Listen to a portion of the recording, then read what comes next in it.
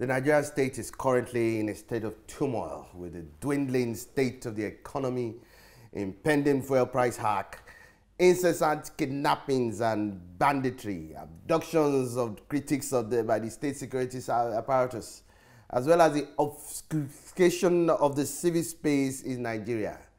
The question is the country gradually descending to the abyss of disintegration? Welcome to Sahara TV's State of the Nation with Martin Onovo, a former presidential candidate for the National Conscience Party and the head policy of the Movement for Fundamental Change. It's a pleasure having you on Sahara TV. Thank you very much. On February 25, 2019, General Muhammadu Buhari retired, won re-election as Nigeria's president with a promise to revive the economy, fight corruption, and end insecurity problems. 2 years after, as a Nigerian, what, in your honest and unbiased view, has changed? Well, the first thing is, did he win the election? I do not think he won any election. I think he imposed himself on us. I think the facts are very clear. That's one. Two, about the declared objectives of security, anti-corruption, and the economy. We can show scientifically to even the most imbecilic individual that this is the worst government Nigeria has ever had. And let's take them one by one. Let's take corruption. This is the most corrupt government ever. And don't accept it because I have said it. Look at the indices. And I'll give you three clear indices. We just scored 149 in Transparency International's Corruption Perception Index. That is the worst rating for Nigeria ever. Nigeria has never scored 149 before. It was still under this government that we had the most damning official Auditor General's audit report. If you look at the Auditor General's audit report for 2019, there is no way General Buhari can remain in office. There's no way. It's the most damning ever. And that's an official report by the government itself. If you look at the size of corruption scandals, the $25 billion NMPC contract scam is the biggest contract scam in Africa ever. So the indices are very clear. And the results we have seen is very clear. Let us remain scientific, because this government is all about propaganda. But propaganda is not science. And the particular propaganda of this government is absurd. Completely absurd. Like the latest statement of the government about insecurity and kidnap of children. Say children also get kidnapped in developed countries. In other words. In other words. So the propaganda of this particular government is completely illogical, senseless. So with regards to corruption, the final result is that using official appropriation arithmetic, General Buhari has spent about 41 trillion naira of public funds since he became president. Official appropriation figures. And there is nothing significant to show for 41 trillion. There is no new refinery. There is no new power station. 41 trillion has vanished.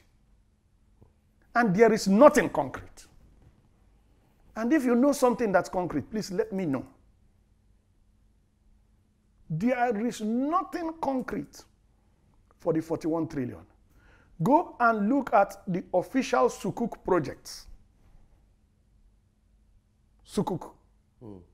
The projects funded from the Sukuk funds. Go and look at those official projects. Some of those projects are going at over 5 billion per kilometer. I want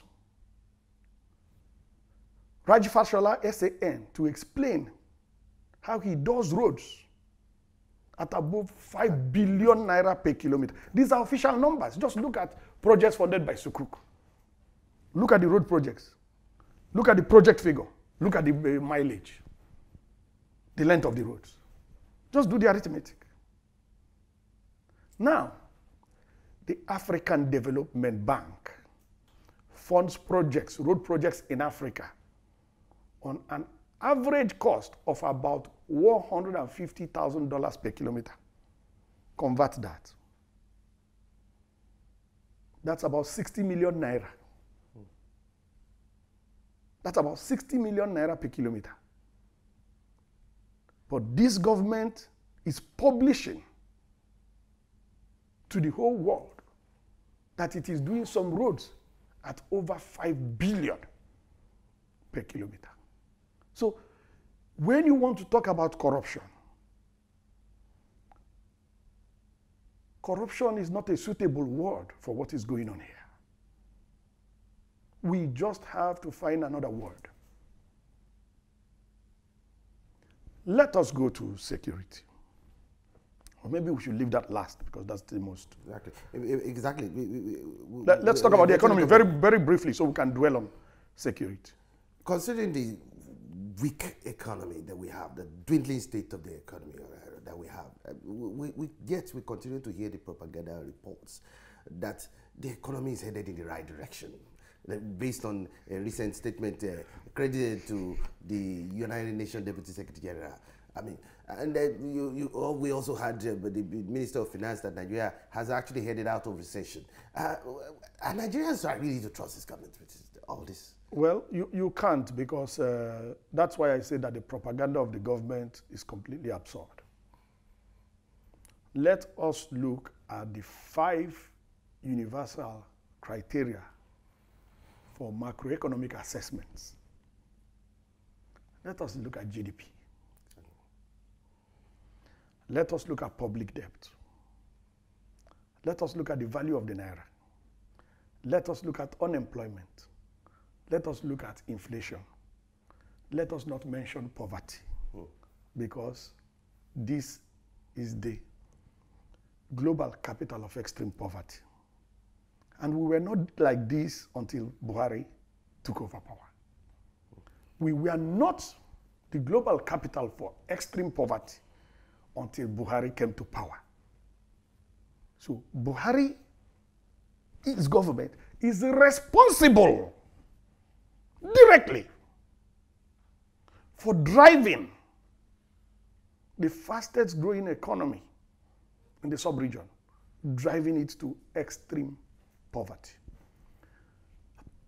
GDP, official figures. You have been in 2 recessions in quote. No, because they are not recessions. But I'm using recession so that people will know what I'm referring to. This is not, we didn't just come out of a recession. The country is in a depression, economic depression. That is the right technical definition of the situation of the Nigerian economy. It's a depression. Calling it a recession is part of the rhetorics of the absurd propaganda that I talked about. Senseless propaganda. Propaganda directly at the face of the facts, contradicting the facts. This is a depression. What is a recession? A recession is that you have a decline of your GDP in 2 quarters. That's a recession. Simple. 2 quarters of GDP decline, that's a recession. What has happened in the Nigerian economy cannot be correctly called professionally a recession. And there's a professional correct term for it. It's a depression. Because it goes beyond decline of GDP. It goes to hyperinflation. It goes to highest level, unprecedented level of unemployment. It goes to an unprecedented level of debt. Already the country is in a debt trap. And the next stage is a debt crisis. And we're almost surely there. Unless something miraculous happens. Away from the economy. Yes. And with Nigeria's economy in crisis, kidnapping has become a major growth industry. With mass kidnappings of girls and boys at boarding schools in northwest and in the northern part of Nigeria happening at an average of every 3 weeks now, based on the facts and figures we have. Has insecurity come to stay in Nigeria? Insecurity cannot come to stay. Insecurity has come to stay with the present government. And the present government cannot last forever. It will not last forever. So insecurity has not come to stay, unless you're talking about come to stay in the short term. Once you have a good government, these things will stop. And right now, we have a confession that the media has not given appropriate attention. Kawu Baraje Alhaji was a leading chieftain of the APC, and he has confessed that they imported the foreign mercenaries who have become bandits. He has confessed. How much more evidence do you need? He has confessed that they imported them for the elections. This is public. Why is the media not following up? Why are we not asking for accountability? So it seems very clear to me and to so many others. If you're in the public space, you hear people talking and pointing fingers. The ruling party is the direct sponsor of terrorism and insecurity in Nigeria. My name is Martin Onovo. I said it. APC is the direct sponsor of insecurity and terrorism in Nigeria. Ask me for the evidence. What are the facts? Good. I just gave you confession of Kawu Baraje. Okay. That's number one. Number two, Miyetti Allah made a public statement that if you want peace in your state, don't call any meeting. Provide land for Fulanis in your state. Public statement. Miyetti Allah. Miyetti Allah is a collaborator with the ruling party. We had a report that the ruling party funded Miyetti Allah to the tune of 100 billion. I wasn't there when the payment was made, but that's in the public domain. We had an official report that the government of Nigeria was going to establish a radio station in collaboration with Miyetti Allah, where Fufude, the Fulani tribal dialect, will be the language of communication. Now, interestingly, you asked me for facts. We have it on the authority of the Ondo state government that the PRO of Miyetti Allah in Ondo state led the criminal suspect gang that killed Parafa Shoranti's daughter. That is on the authority of the Ondo state government. And they have been arrested. And the leader of the gang is the PRO of Miyetti Allah in Ondo state. We have it on the authority of the Nigerian police that a headsman was arrested with a military rifle in Plateau State. I have the number of the rifle. I can send it to you by SMS. I just need to check my records. I have the rifle number. We have it on the authority of retired Colonel Nyam that the Fulani headsmen repelled in Ogoja were using Nigerian army rifles from the barracks in that vicinity, and that the soldiers came to collect the rifles back. Now, who is the commander-in-chief of the Nigerian Armed Forces? Who should be responsible for the activities of these armed forces? We have it on the authority of General Danjuma. Danjuma has commanded these forces. We have it on the authority of General Danjuma. that the armed forces are conniving with the bandits that are killing citizens.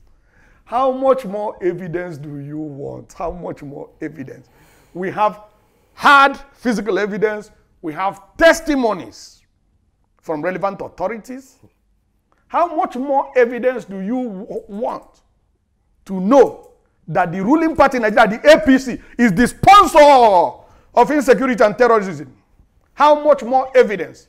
I don't need any more evidence. I am 1000% convinced. And nobody has contrary evidence. The APC, the ruling party in Nigeria, is the direct sponsor of terrorism and insecurity in Nigeria. That is damning.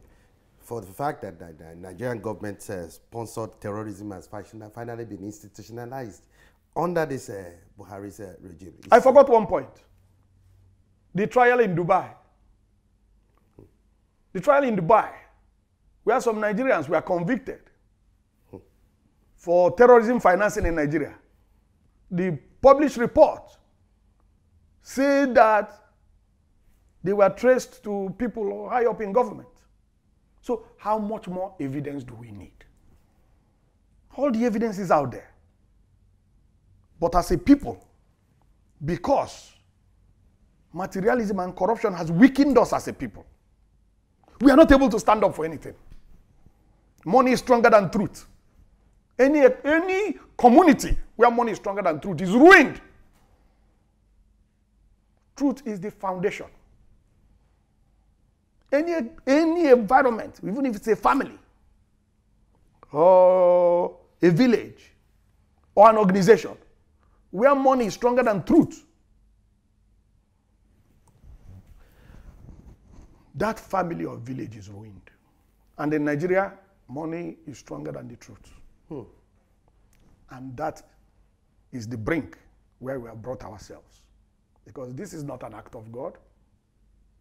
We deliberately walked ourselves to this abyss. That's serious. The Arewa elders, a couple of days back, said that Buhari doesn't understand the magnitude of insecurity in the north.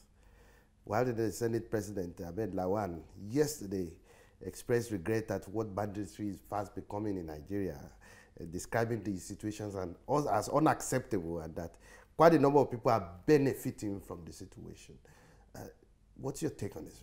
Well, if the media continues to give credit to comments made by direct suspects, members of the ruling party, well, I will not be part of that. I will not be part of that.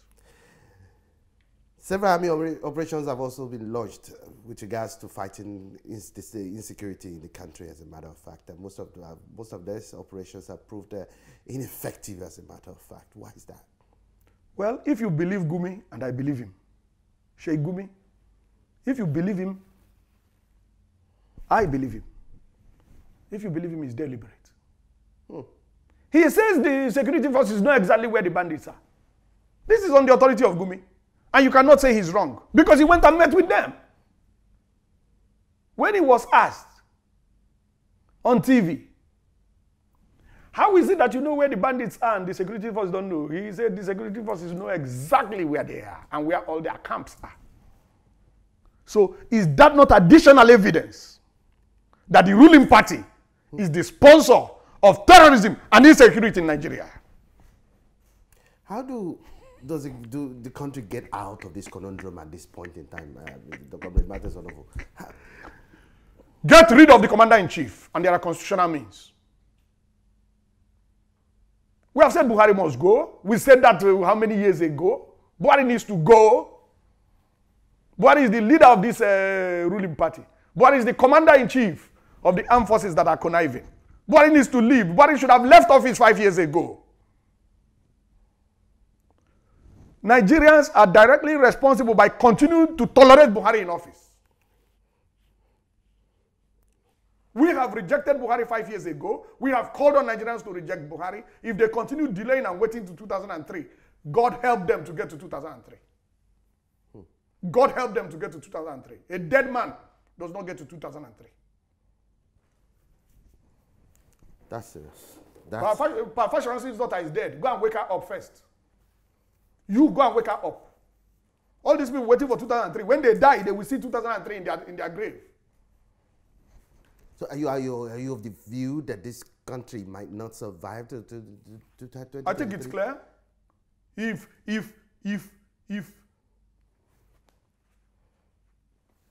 fringe organizations can enforce a food blockade against the South. Exactly, that's where we're fringe organizations, and the government folds its hands, and you think the country is going to survive?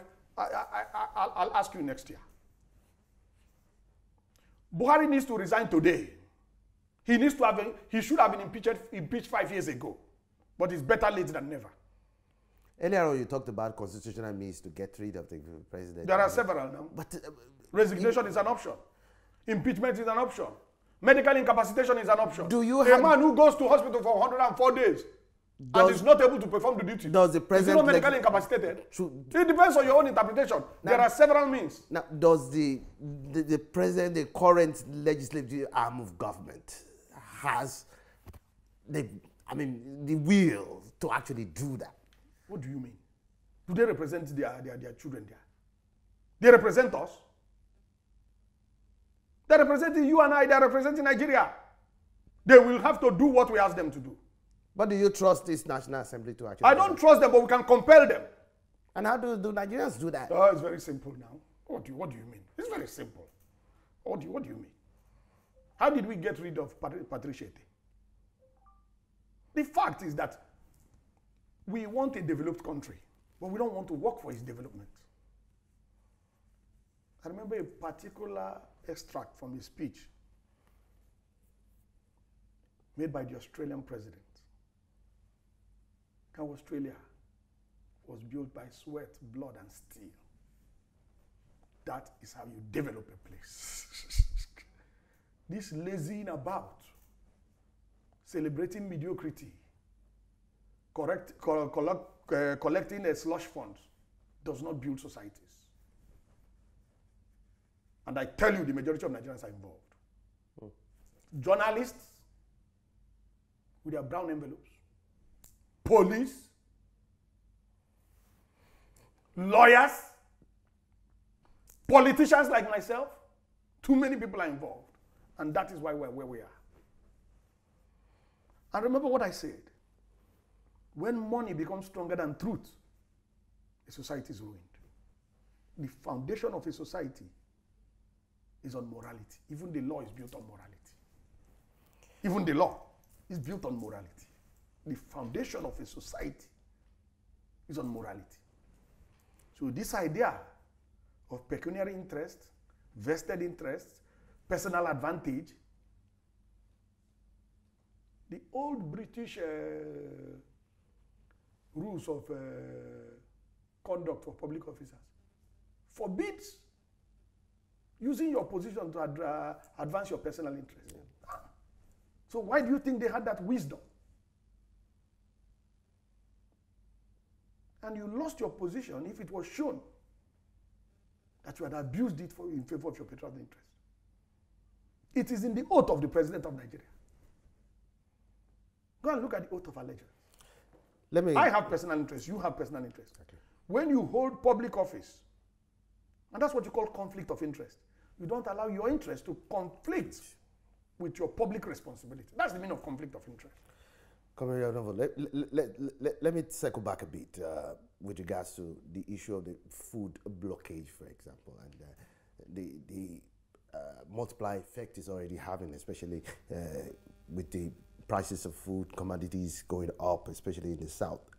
Everybody is a loser. Even the northern farmers are losers. Now they are losing their perishables. They have been called for. They invested to farm. We are not buying where inflation, food inflation has hit us. They are not selling. They are losing their capacity to continue to farm. It's a direct attack on the economy. But with a president that does not have WAEC, he will not understand the consequences. That's serious. Finally, they have been called for restructuring of the country in itself. The country needs to be restructured immediately. What kind of restructuring are we talking about? 6 zones, 6 constitutions. Very simple. The details can easily be worked out. 6 zones, 6 constitutions, and the Federation Constitution. The details can be worked out. What are the details? The exact details of devolution of powers. And we're not starting from 0 point. We can start from the foundational independence constitution that was negotiated at the Lancaster Conference in London.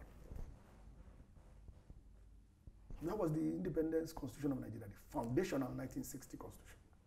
We can start with that. We can start with that. Do that now, and you will bring back the old competition that you had with the regions. And then the diversification of the economy that we have been paying lip service to in the last 40 years will naturally occur, because the zones will develop their economies using their competitive advantages. And it has happened before, so I'm not giving an academic theory. It had happened when the West, Southwest, was promoting its cocoa export. The Southeast was promoting its palm oil export, and the Northern region was promoting its groundnut pyramids. So it has happened before. We'll just go back to that. But you see, with the national cake mentality of every Nigerian, share, give me my share. Nobody bakes the national cake. No. But everybody wants to eat and get a lion's share. So the competition today is in how much share I get, not in how much I contribute. So you take that away. You take that away. You don't bring all the VAT from Lagos and Anambra State, and then you pay it to Kano State, a larger proportion to Kano State that is destroying, crushing the brewery industry and destroying the beer, which is the source of the VAT on beer. It doesn't make sense. Nobody is saying they must drink beer in Kano. If they don't want to drink beer, okay, they should not worry about the VAT from beer. If in Enugu people say it's the VAT from beer that is going to be their life, let them drink it and benefit from the VAT. It's that simple. But this federation account, national cake mentality, is at the root of the lack of productivity in Nigeria. Because I can contribute nothing to production, and then I get maximum from sharing because I have a political advantage. Comrade Onovo, times well spent. Earlier on, circling back to where we began, we started this interview.